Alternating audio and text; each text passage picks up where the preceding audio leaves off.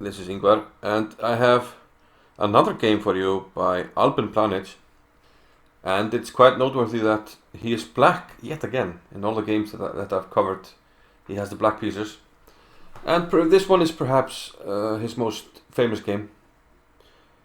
It's played against Rafael Vaganian. Rafael Vaganian was a well-known Soviet-Armenian grandmaster. Well, still well-known. And this was played in 1975 in Hastings. Now, I do believe the other games that I've covered by Planinc were more interesting with more content, but the pattern that ends this game is very interesting, and it sort of shows why we should be watching such videos or analyzing such games. It's to learn patterns that we can use later, and I will show you at the end. But now, let's see the game. Vaganian had white, and he opened with d4. Knight f6 by Planinc, c4 and c5. So Planinc wants to play, well, probably the Benoni, maybe the Banco, I don't know. But Vaganian doesn't allow it, he doesn't go d5, he plays knight f3. So we have captures on d4, e6, knight c3 and bishop b4. Now white avoids the double pawns with knight to b5. Black castles, a3, forcing the bishop to make a decision. And here black takes on c3, which is the most common move in this position. And now d5 by black. This actually might look familiar. After bishop g5, h6, takes, white takes on d5, and this is a pawn sacrifice by black.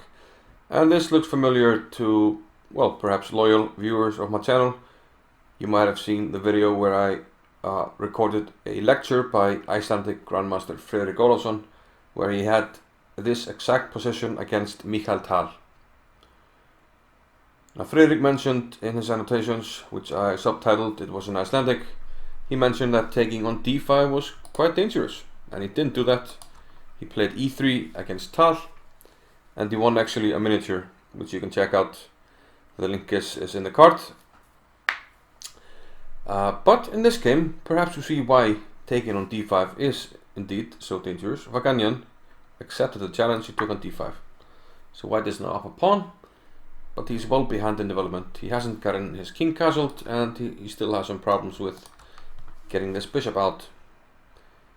He is threatening to castle queenside though, but the king will not necessarily be safe there, having opened up some squares with a3. There's a weakened b3 square, and the c file is up for grabs. But black to move, he plays rook d8, attacking the queen. The rook moves to the open file, queen offers the trade on f3. And of course black does not allow that, he has the initiative, he wants to press white, plays queen b6, hitting the pawn on b2. So now it's a bit tricky for white to take care of this.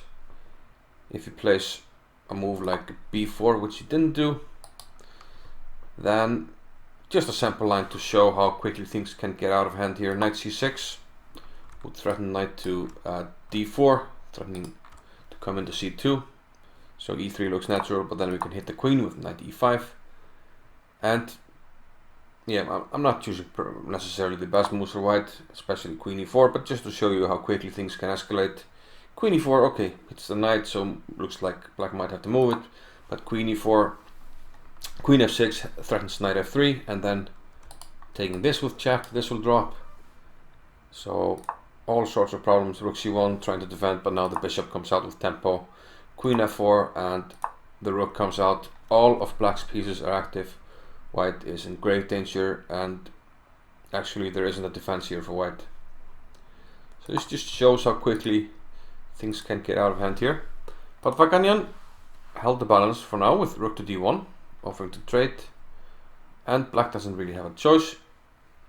He accepted trades on his own terms, takes on d1 and knight takes d1. So white got the trade that he wanted, but now the knight is a bit backward on d1, passive, but it does cover b2. Black gets a piece out, knight c6, and Vaganian offers a trade, queen to e3. Planinc of course refuses, puts the knight on d4, an active square threatening knight c2 check, and Vaganian avoids that by giving a check. Now he hits the knight with e3, and after knight to c2 check, he's forced to play the king to d2. If you go to e2, there's a discovered check, taking out the queen, so we can't do that. So king d2. But now, a cool move by Planinc, he gives up the rook. He plays bishop f5, protecting the knight. Now white does not have a choice here, because if you don't take the rook will enter the attack, and that's going to be deadly. So white accepts the challenge, takes the rook. Now queen d6 check. And white has some choices. He played the best move, he played king c1. Let's have a look at other choices. King to c3 just looks like madness, walking into the enemy attack. And with some precise moves here, queen e5 check. If you check on c5, white might interpose, so this looks like a good check, and then queen to d5. Other moves will transpose, like king c1 or king e2 into other lines, but after this there's queen a5 check. And now you don't really have any good choices. King b3, there's a nice mate here, knight to a1 check, sort of a preview of things to come. And there's a nice mating pattern here. The king can also go to e2, but then queen d3, followed by queen takes d1, and if you go to g3, there's queen g4 checkmate. So bishop e2 looks like a try, but there's a really nice move by black here, knight to d4. And if you take this, there's queen b3, using the third rank. You can't really interpose anything without losing material. And if you go to f4, there's g5 check and queen e6 checkmate. Very nice geometrical motifs. But Vaganian went for the safest move, he played king c1. And now the star move of the game. Very nice pattern. How does black continue the attack? Stalin rook. Here Planinc played the very nice move, knight to a1. The threat is knight to b3, checkmate. Now here Vaganian could have kept the fight going with bishop c4. This bishop will be lost after it's pinned. Black takes.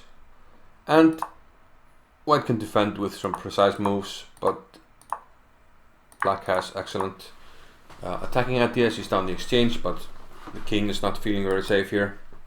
So chances are perhaps balanced. But white would have to find some accurate defensive moves. After knight a1, he did not find accurate defensive moves, however. And he chose another way to prevent the mate with queen takes b7, which does indeed cover b3, but that's only temporary. And after black's next move, Vaganian resigned. And what was black's next move? Well, there are actually two choices that accomplish the same thing, and Planinc played, are you ready? Queen c7. And white is going to lose the queen. If the king moves, we take the white queen, but if, and let's make it a variation color because the game ended here, if queen takes c7, we have this beautiful mate, knight to b3 check, Czechoslovakia, mate, no soup for you, game over. Very beautiful. And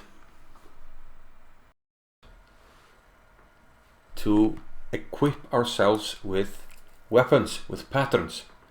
And this position I got on the tactic trainer on chess.com, and I was thinking about it, and first I was attracted to some ideas of trying to take on a3 somehow, maybe take with a knight, but the queen interposes. Then I saw this bishop down this diagonal, and I realized, wait a minute, I'll just do like Planinc, because this pattern was well ingrained. This is a famous game, famous maneuver, and it came to me, knight a1 to b3. There is no escape, the king is not going anywhere. You can't escape with the king and the queen at the same time, so white will lose material. The solution is knight to a1. So if you want to keep getting patterns to improve, make sure to subscribe to my channel, hit that button, subscribe, and make sure to hit that bell right here, guys. This bell will give you notifications on top whenever I post a video, so you're up to speed and you will get patterns for your arsenal to improve as a player. Thank you. See you in the next one. Bye bye.